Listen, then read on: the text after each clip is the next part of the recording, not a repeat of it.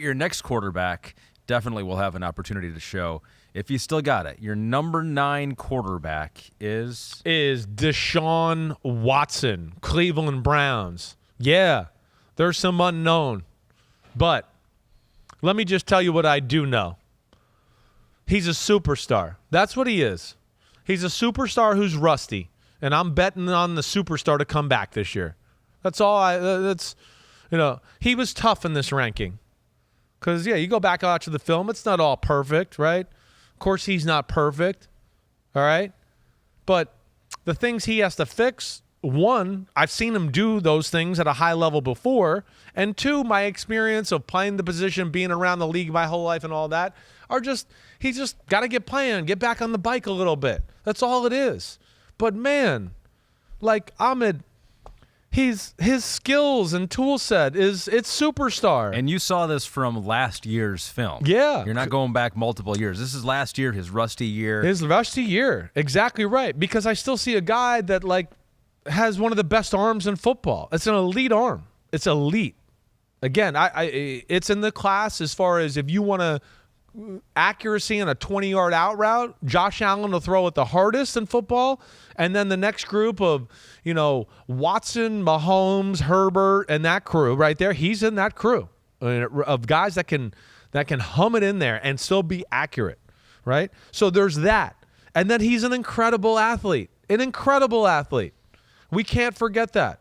He's one of the best scramblers in the sport. He's one of the best, quarterback design run guys. I mean, that was a part of their game plan.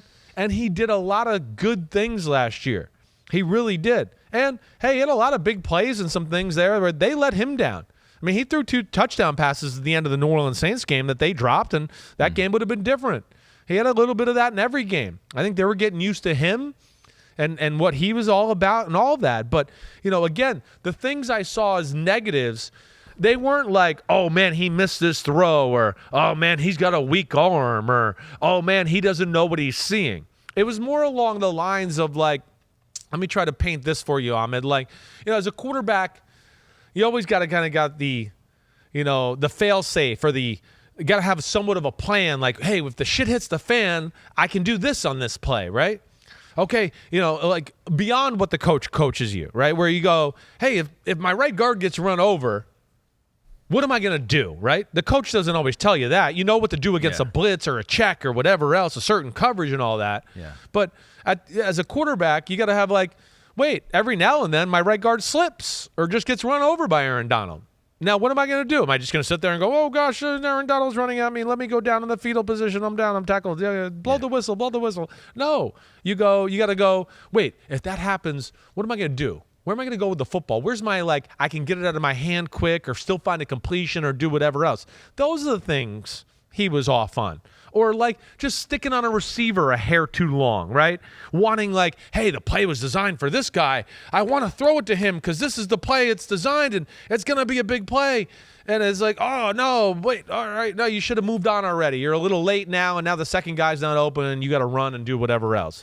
But those are things that I'm betting on. One, I know he can do. I've seen it before. Two, I know he's a hard worker and all of that. And then three, he is a superstar talent, and I'm betting that we're going to see that once again. Yeah, he may have gotten better as the year went on. He played only 6 games, won 3 of them, lost 3 of them. His last game was against Pittsburgh, a couple interceptions there, but did have 2 touchdowns. The game before that, 3 touchdowns, no picks against Washington. So did you see that? Did it seem like as the year went on? Definitely. Sees the field more. More appropriate throws. I could tell he wasn't comfortable the whole year. Yeah. You could see he wasn't totally comfortable.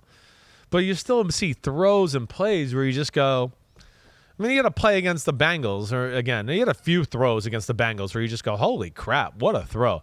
He had a play, though, once where he made 3 guys miss in the backfield, and then he's got a guy hanging on his leg, and he's a little bit like we talk about with Stafford, because Watson does have this too. We've talked about this in years past where just no play ever dies, and then he still throws the 20-yard crossing route, just throws it on the money. I'm sitting there watching that 2 days ago, and my son is, oh, my gosh, whoa.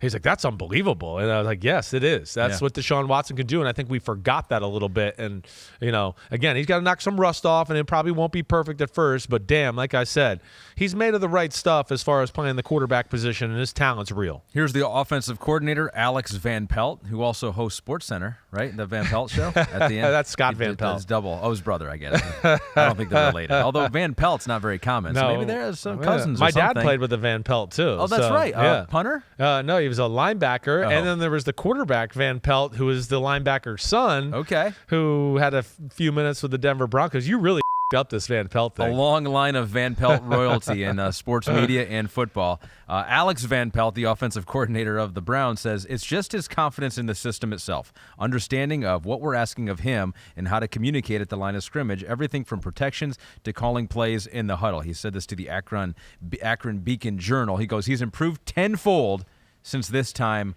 last year. Yeah. So, I mean, you see it all start to come together, playing with a little swagger out there and having some fun. So he has seen it in OTAs already. Yeah, they're seeing it. There's a reason we're hearing rumors in Cleveland that they're going to play a different way this year, right? That they're not going to be so run and Nick Chubb. You know why they're going to change? Because they're seeing this dude every day. And they're not changing going, well, he's not very good and we don't trust him, but let's open it up.